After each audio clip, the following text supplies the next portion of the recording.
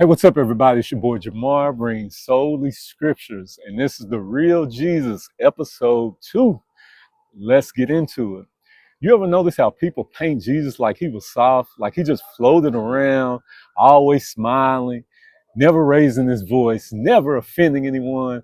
But the real Jesus, the Jesus of this book, he wasn't some pushover. He was real. He was bold. He told the truth even when it made people feel uncomfortable. He was the realest one to walk this earth. So let's get into it. So they were in the temple, making God's house a place of merchandise, buying and selling, and Jesus walked in. Matthew chapter 21. And Jesus went into the temple of God and cast out all them that sold and bought in the temple, and overthrew the tables of the money changers, and the seats of them that sold doves, and said unto them, It is written, My house shall be called the house of prayer, but ye have made it a den of thieves. John chapter 2.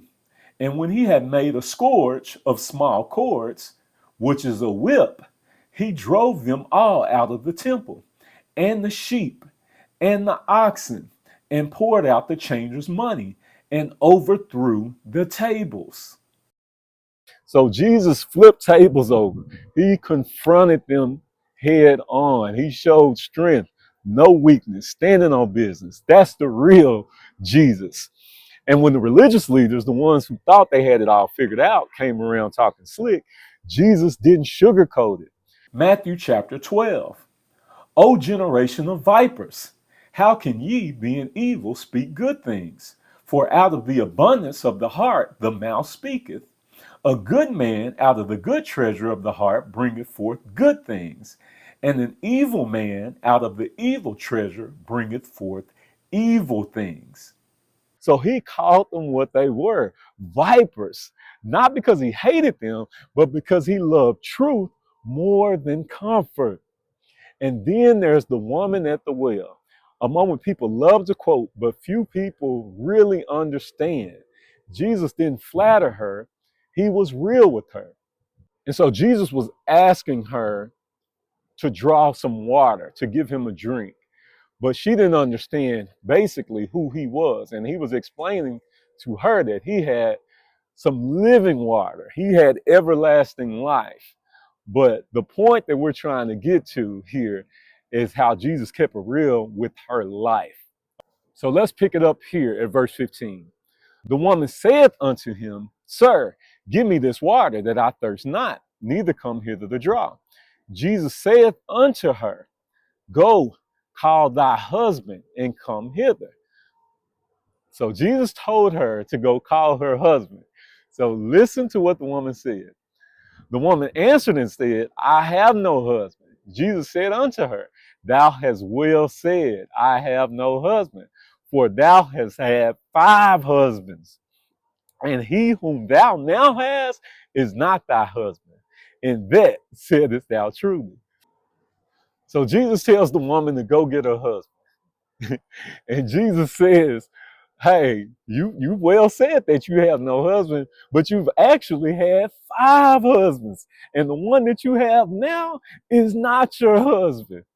And so the only thing that she can come back with is this.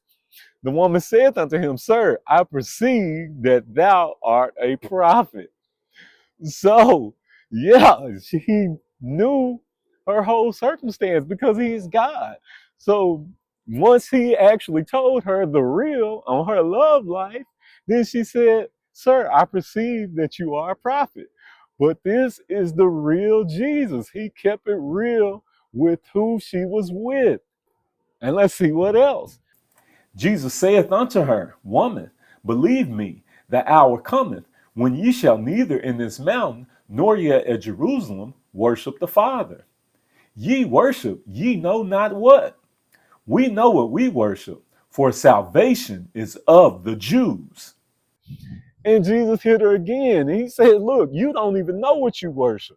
We know what we worship because salvation is of the Jews, the true Jews. And you can check out my YouTube video to see who they are. But it's not the Jews that the world is calling the Jews. Israel first, and then the other nations. But he told her the truth about her life. No judgment, just truth. Because real love doesn't lie to make you feel better. And so even when he stood before the high priest, falsely accused, facing death, he didn't fold. Jesus stood on what he said. John chapter 18. The high priest then asked Jesus of his disciples and of his doctrine. Now listen to what Jesus says. Jesus answered him, I spake openly to the world. I ever taught in the synagogue and in the temple, whither the Jews always resort, and in secret have I said nothing. So Jesus tell him, look, everything I said is out in the open. I didn't say anything in secret. What I said, I stand on. Why askest thou me? Ask them which heard me, what I have said unto them. Behold, they know what I said. So this is the real Jesus. Jesus said, look, they know what I said. I didn't say anything in secret. I'm standing on it. 22. And when he had thus spoken, one of the officers which stood by struck Jesus with the palm of his hand, saying, Answerest thou the high priest so? Jesus answered him, If I have spoken evil, bear witness of the evil. But if well, why smitest thou me? So here Jesus is still standing on business, all the way down to the end. And here's one of the most shocking moments in Scripture. Jesus didn't fake it. He kept it real, even with those who begged him for help. Matthew chapter 15. Then Jesus went thence and departed into the coast of Tyre and Sidon.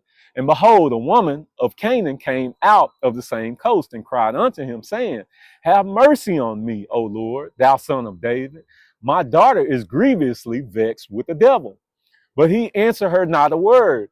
And his disciples came and besought him, saying, Send her away, for she cried after us. But he answered and said, I am not sent but unto the lost sheep of the house of Israel. Jesus is telling her, I'm only sent to Israel. It's Israel first, and then the other nations. He's standing on that. Then came she and worshiped him, saying, Lord, help me. Listen to what Jesus says. But he answered and said, It is not meet to take the children's bread and to cast it to dogs. So Jesus pretty much referred to her as a dog. That's not the pushover. That's not the soft. That's not the marshmallow Jesus. And she said, Truth, Lord. Yet the dogs eat of the crumbs which fall from their master's table. So she humbled herself and she said, True, Lord. But even the dogs eat the crumbs which fall from the master's table. Then Jesus answered and said unto her, O woman, great is thy faith. Be it unto thee even as thou wilt. And her daughter was made whole from that very hour. But sweet Jesus is comparing her to a dog.